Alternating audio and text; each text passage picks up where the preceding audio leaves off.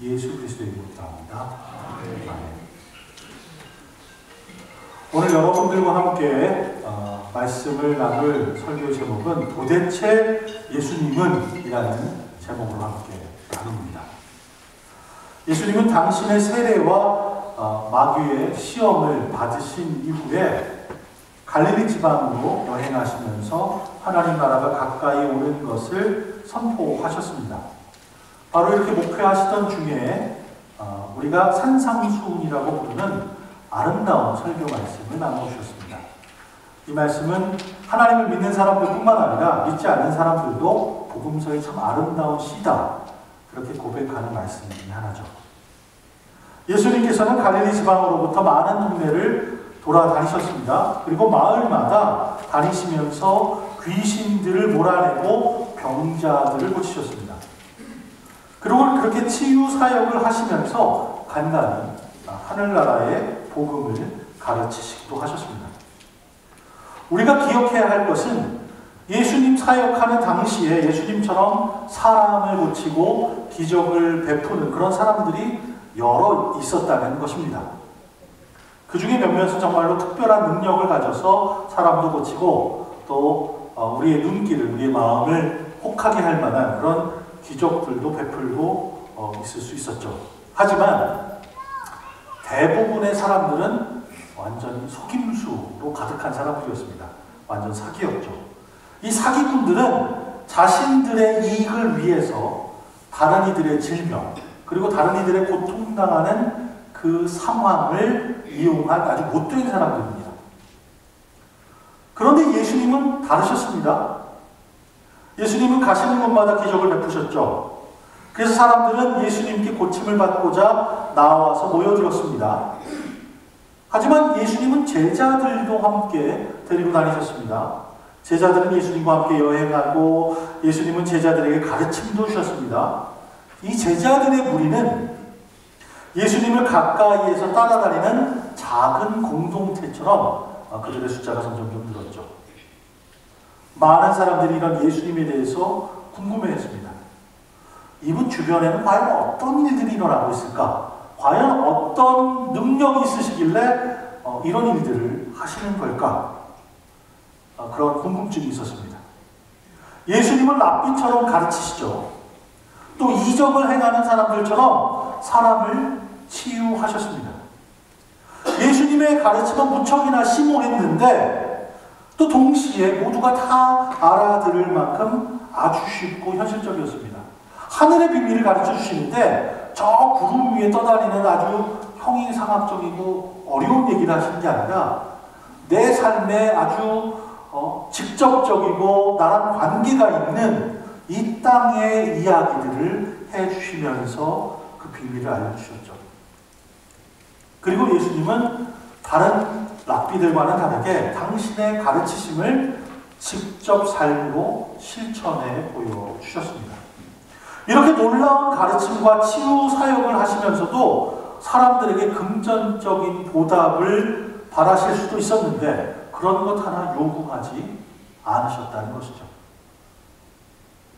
바로 이런 배경에서 예수님은 산상수훈이라고 잘 알려진 오늘의 가르침을 우리에게 주십니다.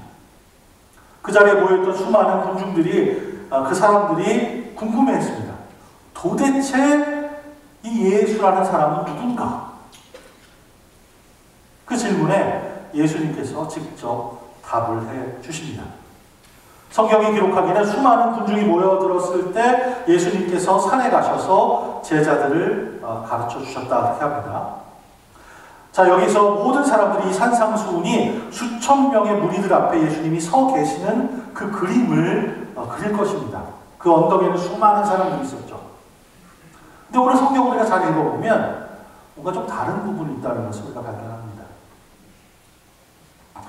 오늘 우리가 읽은 성경, 우리가 읽은 번역에는 산에 올라가 앉으시니 제자들이 나온지라 입을 열어 가르쳐 이르시되 이렇게 기록되어 있는데 다른 번역서에 보면 마태복음 이렇게 기록됩니다.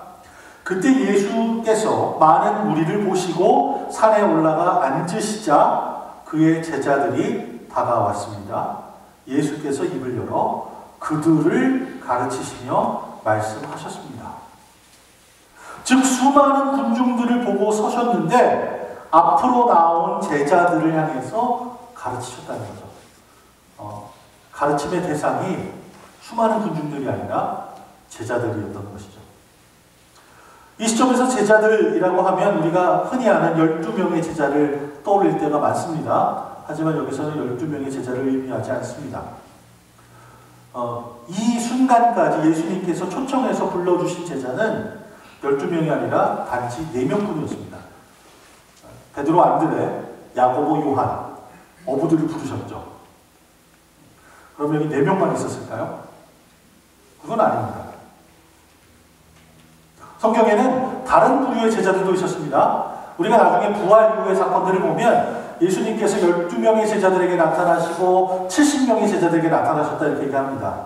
예수님과 꼭 붙어 다녔던 사람들은 소수정의 12명 제자들이었고 예수님을 따라다니는 그 공동체가 있었는데 그 제자들이 숫자가 상당히 많았다고 합니다.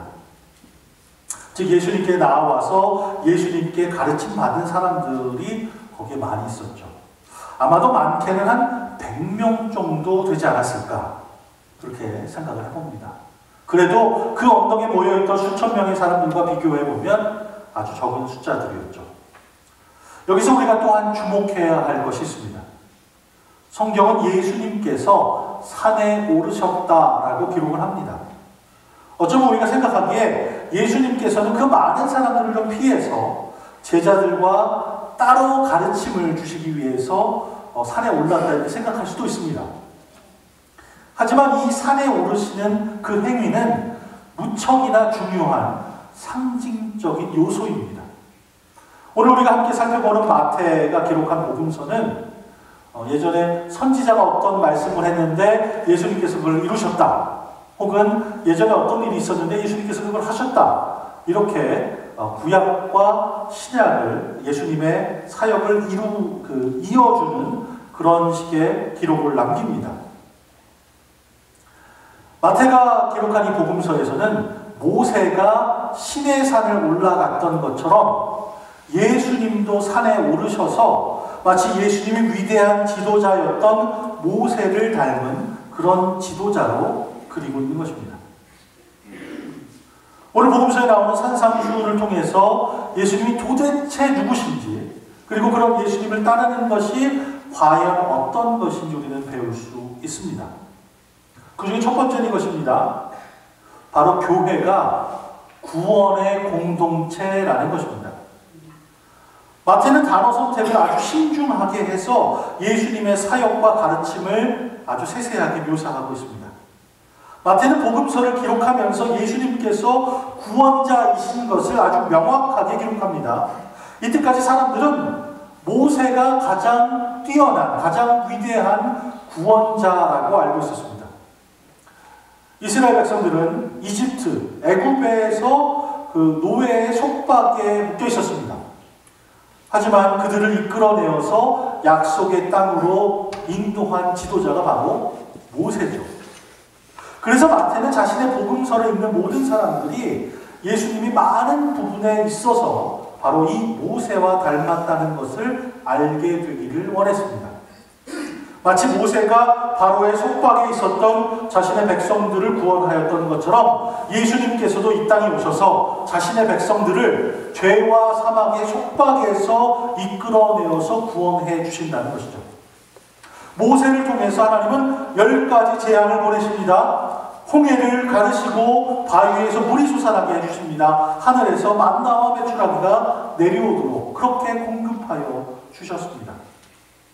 마찬가지로 예수님을 통해서 하나님은 폭풍을 잔잔하게 하시고 악한 귀신들을 몰아내시고 병든 자를 고치시고 죽은 자를 일으키시고 배고픈 이들을 먹이시는 놀라운 사역을 하셨습니다. 물론 우리가 이해하기로는 예수님께서는 모세와 비교도 안 될 정도로 아주 더 훌륭한 일들을 하신 분이시죠. 비교가 안 될 만큼 더 뛰어난 분이십니다. 왜냐하면 예수님의 구원 사역은 이스라엘 백성에게 한정된 것이 아니라 그것을 뛰어넘어서 모든 창조물들을 다 아우르는 것이기 때문입니다. 어떤 이들은 그래서 모세의 삶이 바로 예수님께서 하실 일을 미리 보여준 예고편이다. 그렇게 이해하고 그렇게 이야기합니다. 하지만 사람들에게 있어서 중요한 것은 과연 예수님이 종교적으로 어떤 분인가 하는 것이었습니다. 예수님은 사두개인이나 바리새인들처럼 율법 학교를 만들어서 가르치는 교사가 아니셨습니다. 또 반짝 나타나서 인기 몰이를 해서 메시아라면서 군사혁명을 주도하는 로마를 향해서 항거하는 당시 여러 정치 지도자도 아니었습니다. 사람들의 입이 떡 벌어지게 하는 놀라운 일을 쇼처럼 보여주는 이적을 행하는 사람도 아니셨죠. 예수님은 구원자로서 이 땅에 오셨습니다. 그리고 이 땅에서 하시는 사역을 통해서 하나님의 나라를 세우시는 것이 그분의 일이었습니다. 예수님께서는 자신을 따르는 자들을 사용하셔서 죄와 사망으로부터 잃어버린 영혼들을 구원하는 왕 같은 제사장들을 세우시는 그 일을 감당하셨습니다. 오늘날 우리가 교회라고 부르는 거룩한 공동체를 만드신 분이 바로 예수님이십니다. 두 번째로 우리가 오늘 말씀을 통해서 배우는 것은 바로 이 교회가 겸손의 공동체라는 것입니다. 오늘 말씀 우리가 함께 살펴보기를 원합니다. 이 말씀 이렇게 우리에게 알려줍니다. 심령이 가난한 자는 복이 있나니, 온유한 자는 복이 있나니, 화평하게 하는 자는 복이 있나니. 뭔가 이렇게 막 자랑할 만하거나 막 내세울 만한 성공의 잣대에 들어가지 않을 것 같은 그런 얘기를 합니다. 잘생긴 사람은 복이 있나니, 돈을 잘 모은 사람은 복이 있나니, 똑똑한 사람은 복이 있나니, 건강한 사람은 복이 있나니, 이런 얘기는 없어요. 하나님께서는 오늘 복음서에 이렇게 기록되어 있는 대로 이런 자세로 삶을 살아가는 사람들에게 복을 주신다라고 예수님을 통해서 우리에게 가르쳐 주십니다. 하나님께서는 온유한 자에게 이 땅을 기업으로 주실 것입니다. 긍휼히 여기는 사람에게 긍휼히 여김을 받게 해 주십니다. 마음이 청결한 자에게 복을 주셔서 하나님을 볼 수 있게 해 주십니다. 이 모든 것을 다 아우르는 단어가 있습니다. 그것은 바로 겸손입니다. 겸손. 겸손한 자는 복을 받게 될 것이다 라고 알려주시는 거죠. 겸손한 자들은 어떤 사람들이냐면 다른 사람들을 먼저 생각할 줄 아는 사람입니다. 그리고 하나님 앞에서 아주 낮아지는 사람입니다. 이들은 하나님과 사람 앞에서 지은 죄로 인해서 가슴을 치며 애통해하는 사람입니다. 하나님께서 그들을 위로해 주실 것입니다. 이들은 의가 이루어지기 위해서 그것을 정말 배고파하고 목말라 하는 사람들입니다. 하나님께서 그들을 배부르도록 만족하게 해 주실 것입니다. 바로 이 겸손한 사람들이 마음이 청결한 사람들입니다. 이 구원의 공동체는, 이 겸손한 공동체는 다른 공동체와는 다른 점이 있습니다. 그것은 바로 하나님 앞에서 겸손하다는 거죠. 정치인들의 공동체는 권력을 잡는 데 목적이 있습니다. 자기가 속해 있는 당이 표를 많이 받아서 당선되는 거에 목숨을 겁니다. 그렇게 해서 권력을 잡아서 자신의 꿈을 이루려고 하죠. 하지만 구원의 공동체는 다른 이들을 섬깁니다. 그리고 다른 이들을 섬기는 그 일을 하기 위해서 때로는 자신들을 희생시킬 때도 있다는 것입니다. 남이 이익을 얻게 하기 위해서 나는 손해를 본다는 거죠. 바리새파 사람들하고 사두개파 사람들은 하나님의 말씀을 왜곡해서까지 자기의 이익을 찾으려고 하지만 이 구원의 공동체는 하나님 앞에서 철저하게 항복합니다. 군사 공동체는 전쟁을 통해서 권력을 쥐려고 합니다. 나보다 힘이 더 센 상대가 있으면 무기를 개발해서라도 더 힘을 키워서라도 그를 이겨서 더 큰 권력을 잡으려고 하는 것이 군사 공동체입니다. 그러나 구원의 공동체는 자신의 약한 것을 통해서 평화를 찾습니다. 오늘 말씀을 통해서 세 번째로 우리가 배우는 것은 바로 교회가 고통당하는 공동체라는 것이죠. 산상수훈의 마지막 부분은 어찌 보면 참 냉혹한 가르침을 우리에게 줍니다. 오늘 말씀 3절부터 9절까지는 이러이러한 자라고 나옵니다. 내 의를 위해서 박해받는 자들이라고 그 다음에 나오죠. 온유한 자, 심령이 가난한 자, 그런 거 들으면서 그런 사람 누구 있어. 나도 그런 사람 중에 속해. 이런 얘기를 들을 수 있는데 갑자기 의를 위해서 박해받는 자들이라고 얘기합니다. 이 말을 들을 때 제자들은 세례 요한처럼 박해당하는 사람을 떠올렸을 겁니다. 그래, 참 힘들고 불쌍한 사람들 있지. 어려움 당한 사람들 있어. 그들을 불쌍하게 생각하면서 하나님이 나에게, 그런 사람들에게 복을 주시는 것을 기뻐했을 겁니다. 그런데 예수님의 말씀은 거기서 끝나지 않고 한 발 더 나가시죠. 예수님께서 계속 이어서 말씀하시는 것은 차갑다 못해 우리를 아프게 찌르면서 아프게 합니다. 나로 말미암아 너희를 욕하고 박해하고 거짓으로 너희를 거슬려 모든 악한 말을 할 때에는 너희에게 복이 있나니. 예수님 그렇게 얘기하십니다. 무슨 얘기냐면 의를 위해서 박해받는 자들이 어디 멀리 있는 다른 사람들이 아니라 바로 너희들이다. 그렇게 얘기하십니다. 모든 설교자들이 그렇듯이 예수님께서도 설교를 마음에 새기면서 듣는 사람들을 위해서 단어 선택을 아주 신중하게 합니다. 그 말을 들으면, 그 설교를 들으면 이게 나를 향하신 말씀이구나. 이게 내 삶과 관계가 있구나. 이렇게 듣게 단어 선택을 신중하게 하죠. 그래서 설교를 쓰는 사람들은 쓰고 지우고 반복하면서 설교를 합니다.